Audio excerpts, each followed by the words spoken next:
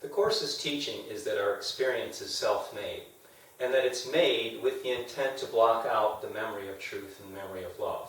And then we lie to ourselves about the nature of our experience, that it's self-made and that we have no intent to block out the truth of memory and love. And yet that's the fundamental teaching of the Course, that our experience is self-made with the purpose of blocking out the memory of truth and love. It then is projected down into the world, as we've previously talked about, in an attempt to get away from the horror that it has established in its mind to block out the memory of truth and love. The difficulty of the practice of the Course is that when we strip away the projections, when we strip away the strategy to get away from the horror of our mind, we're left with this incredible experience that by design is so intense and so pronounced that it feels almost impossible to sit with, that one must act on it. And our action is to dilute it and project it out and then make the world in which we seem to be free of that horror. And yet, in order to get past this stage of the ladder, we need to really be able to sit with it and stay with it to get to where it's not dissipated with all the strategies of projection and denial that we use to keep from having to experience this. So rather than employing the usual strategy of looking at this intensity and then attempting to escape it by making a world and a self in it, rather than doing that, to sit with the fear, to look at the ego thought system, to look at it eye to eye, and no longer fear it, but to just simply sit with it so that we can then get past it to the clarity and the remembrance of truth. When we revisit the ladder of prayer, one of the helpful things to remember is the nature of the dream and the nature of the fantasy. So these are some thought bubbles. They're a little bit flimsy, but one thing to remember, the world that we live in is a dream world coming from the mind. And so the dream originates from here, and all of this is the guilt and the horror that we put in our mind to block the memory of truth. So this is also a dream. There's the dream of the horror that we put in our mind, the guilt, the ego thought. And obviously this too is also a dream, albeit an impossible one. So one of the things we need to remember is that the Course has these levels of dream. First, the impossible dream. It's an impossibility to not be a part of non-duality. Duality cannot come out of non-duality. So self isn't different than the truth of God and of peace. So what we can remember then is that this is a fantasy, this is a dream. We fill it with this dream to give it substance, and because this substance is so horrifying, then we have another dream of the world in which we live in. And that's the nature of the illusion. And this is why it means, too, that when one awakens, one literally takes the entire fantasy with them. It's not as if somebody can awaken and other parts of the fantasy still remain in the dream world. We are the dreamer. And so this notion that I can wake up and then need to go back to the dream and wake the other people up is rather silly, because when a person wakes up, the entire dream vanishes. It vanishes here, it vanishes here, it vanishes here, and what we awaken to is the truth, that is the non-duality and the love and peace that is God. So it's important to remember these levels of dream and to understand that on the bottom of the ladder is where we believe ourselves to be and are in denial of the remaining parts of the dream. So in revisiting the ladder, the two parts that we really want to key in on are this portion and then the bottom portion of the ladder. This portion, as we've talked about, is filled with the horror to block out the memory of love.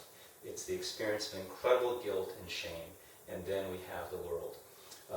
So getting past this portion is what seems to be so difficult, that we often, instead of doing the work here, run back into the world and re-experience our sense of specialness, re-experience our individuation and the stories of our lives.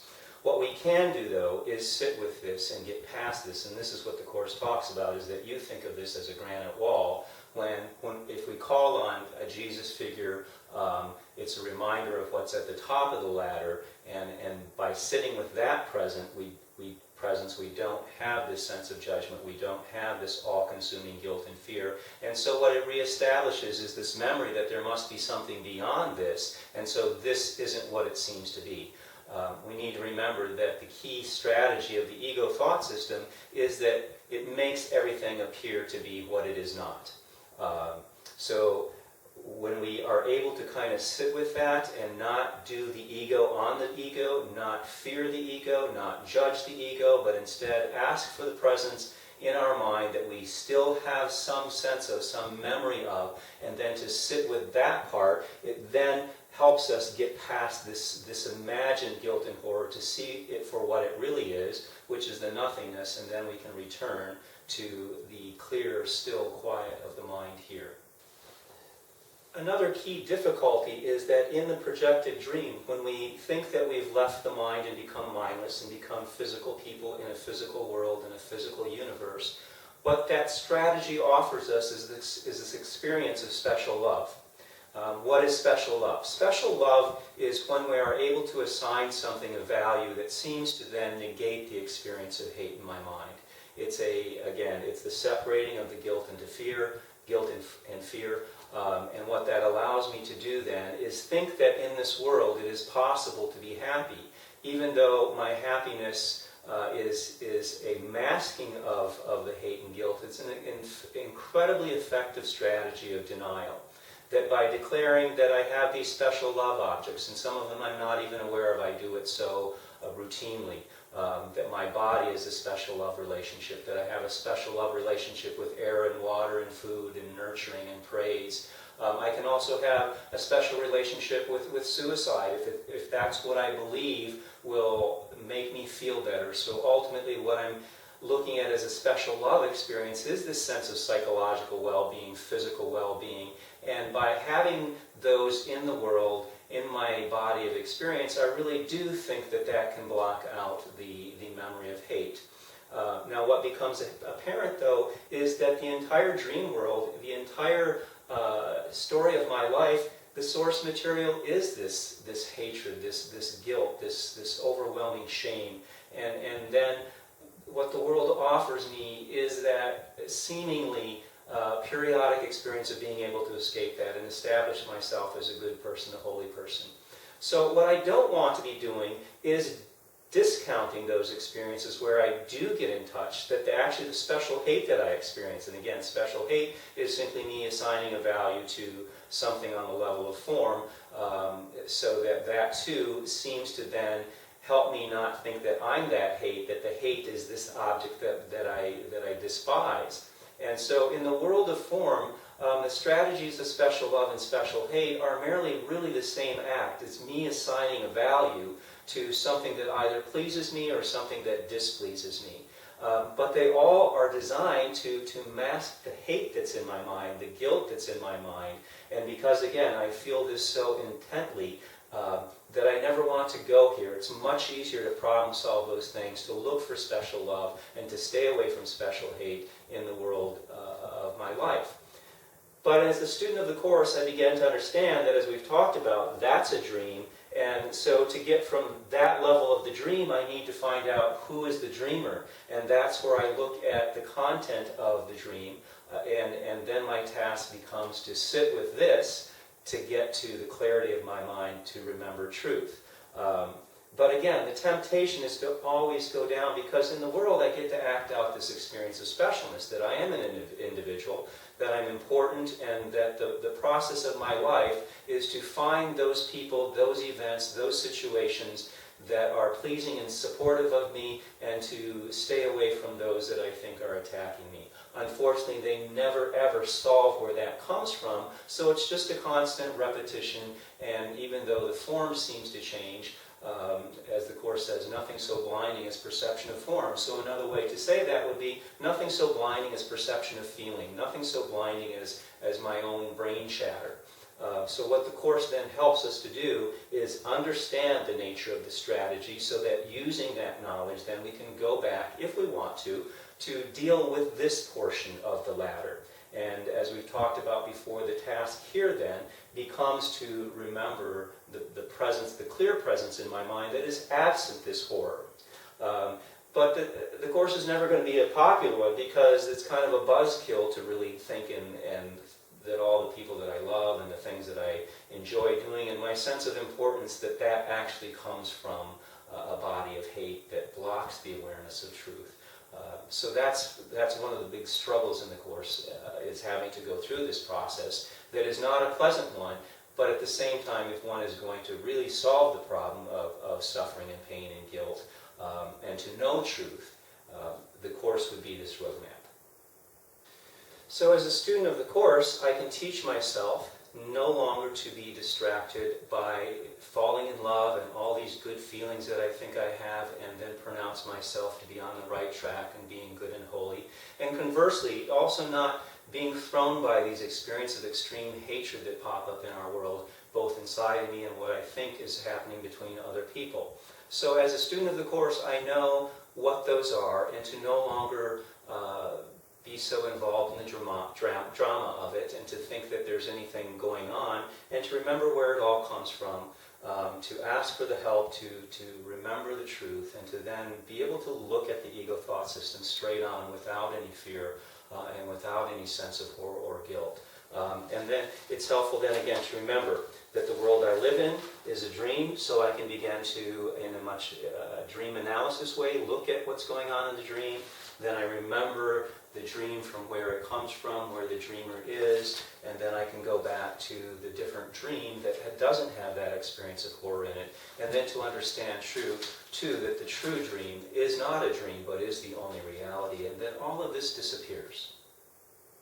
Because it never existed in the first place. It is only an expression of specialness. My desire to be an individual, my desire to have importance, my desire to be able to state what is important, what is of value, and what is not important. It's almost like that God-like ability to pronounce judgment and declare who has what value and what meaning to me, including myself.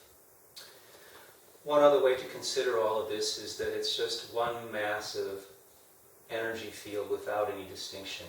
And it's our sense of wanting importance that then begins to coagulate that experience, and then this thought of wanting to be important then takes that energy field that has no form and begins to shape it into things with specificity, which is what's required to live out this sense of specialness. It's much like Platonics then, where you have the thought and then the forms appear because the thought is present. When the thought disappears, the forms disappear along with it. And much as is evidenced in our own lives, when our body dies, our brain computer melts, and along with it, all of our thoughts and feelings and sense of self-importance with it. And then it just fades into, again, the nothing special from where it came.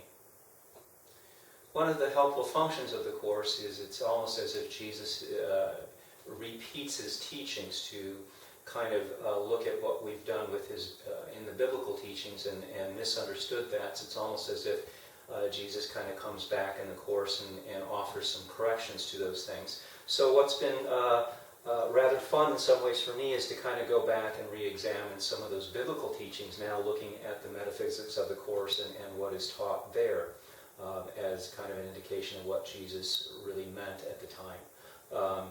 So when in my reading of the Bible, my major takeaways were that when one judges, it's oneself that one is revealing and judging. So not to judge, lest ye be judged. Another takeaway was that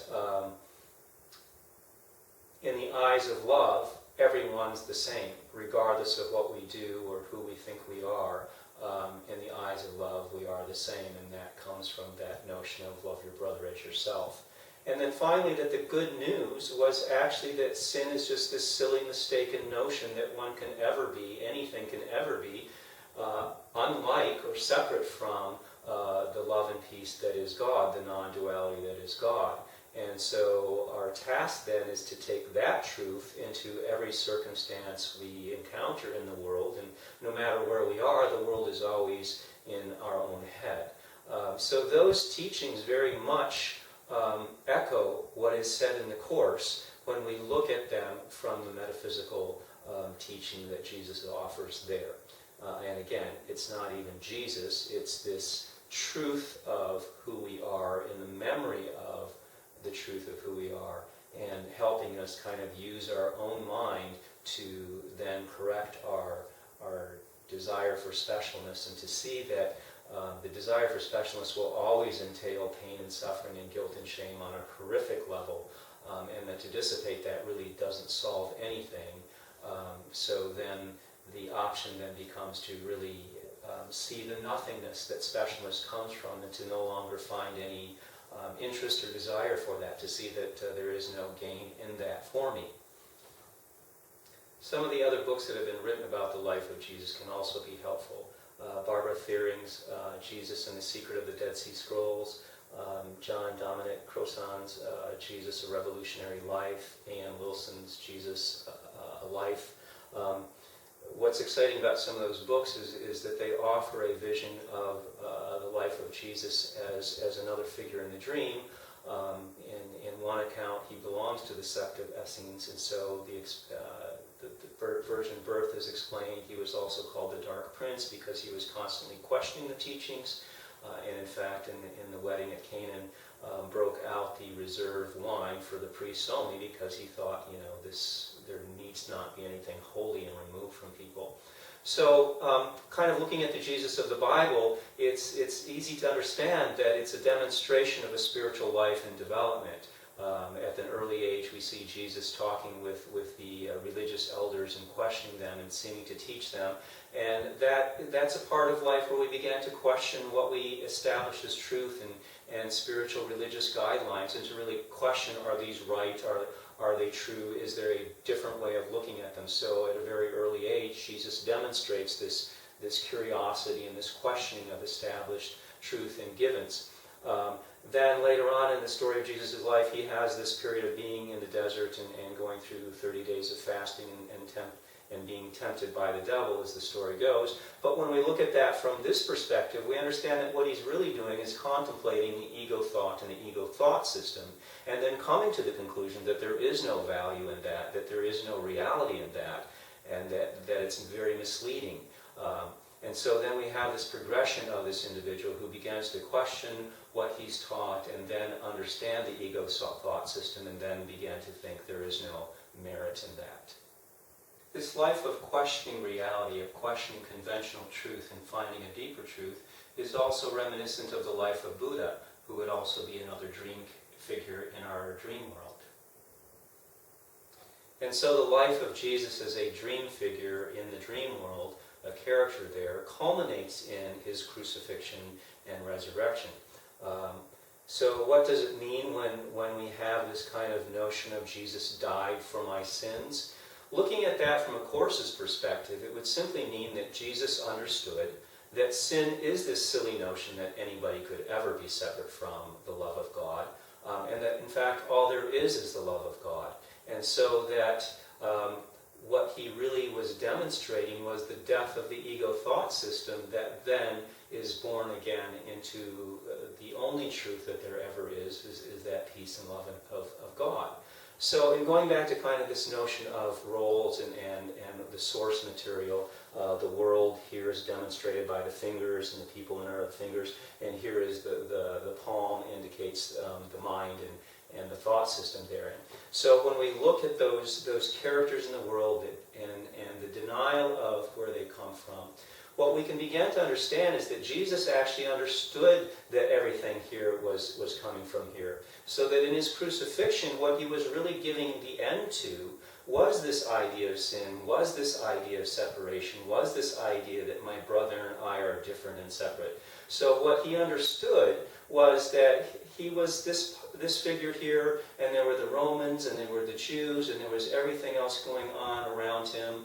There was the apparent death of his body, and he understood that it was all being orchestrated right here. So there can't be very well a story of persecution from the Romans or the Jews upon him as Jesus, when he understands that the truth is here, and this is all just coordinated, orchestrated, as an expression of the mind. And so it's not so much what Jesus did, but that he knew all of this, that he knew he wasn't just Jesus, that he was the Jews, that he was the Romans, that he was that time and place in those days. And he saw past that, and that he not only saw past that, but that he understood that this was a false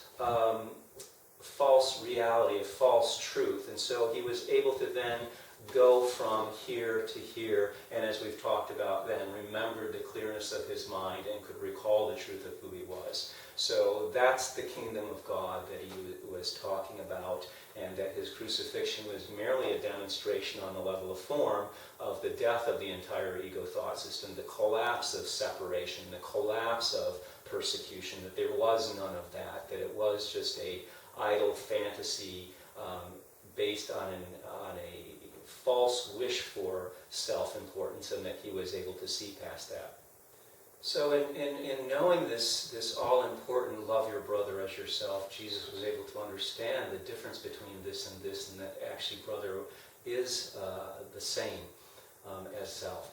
And when we talk about brother in the Course, it's always that disowned part of oneself. So in the crucifixion story, if there's a Jesus and there's the Romans and the Jews and everything else going on, that those all are disowned and therefore brothers, then the truth of the brotherhood is that it is actually the one and the same individuation.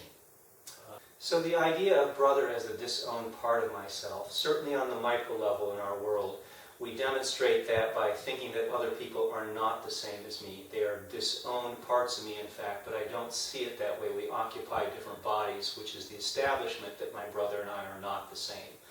But as we progress up the ladder, we understand that the brother, the disowned part, is the dream to the mind, that the mind disowns its dream. And so part of the joining of returning to the mind is this reflection of the idea of truth, where everything is joined as one. So it's a progression towards the memory of truth and acting that out in its remembrance. So I disown my brother as me. The dream is disowned by the mind. And as we progress back up those ladders, all the brothers, all the separated parts, ultimately the notion of that I am a separated mind from the mind of God, that I am separate from God, disappears, because at this point I'm envisioning somehow that God is my brother, I am God's brother, that Jesus and God, Christ and God are somehow different. It's only from the perspective of duality that we have this notion of separation, when in fact it is all joined as one. So I progress down in the world in understanding the truth of who I am with regards to my brothers, and from there to the dream, to the mind, and from the mind to the truth of non-duality. And it's not so much that Jesus and I are the same person. People are just dream characters. They're just projections of the mind in the world. So what we are the same is we share the same mind. We are the same in that regard. We are both dream characters in the same dream, dreamt by the same dreamer. There are some stories that have Jesus after his crucifixion living out his life, married and having children and traveling the world. And certainly why not? When one begins to understand the truth of this, or the lack of the truth of it, of this false reality, then one can live in the world free of any notion of guilt and fear or shame and blame. And the constant experience is the memory of truth, the memory of peace and love. So a Jesus in the remainder of the dream story would simply be at peace and moving around the world in full awareness of what it was and what it wasn't, and that the constant experience is of only the memory of love and peace. And because there wasn't anything to block that, there wasn't anything for him to do. There wasn't any need to do any certain thing, to be a certain way, to be with certain people, to not be with certain people in the world, because he realized that none of those were the cause of the experience. The experience was established in the mind, and that guilt and shame are just a option to cloud one's memory of truth. But why then, knowing that, would someone want that? And then having the peace, was able to kind of live in the world at peace, knowing the truth of not only himself, but everything, the entire dream. And having been then a dream character, written by the source dreamer, what it indicates is that we can be that same person that, again, if we look at Jesus as a brother, as separate from us, we're missing the fact, the understanding that Jesus is not a brother, that Jesus is the same person as I am, and therefore I can have the same experience in that getting past the ego thought system, getting past my desire for specialness, looking at it head on and seeing no value in it and seeing no fear or terror in it, and then restoring to my mind the clarity without any blocks to the awareness and memory of truth.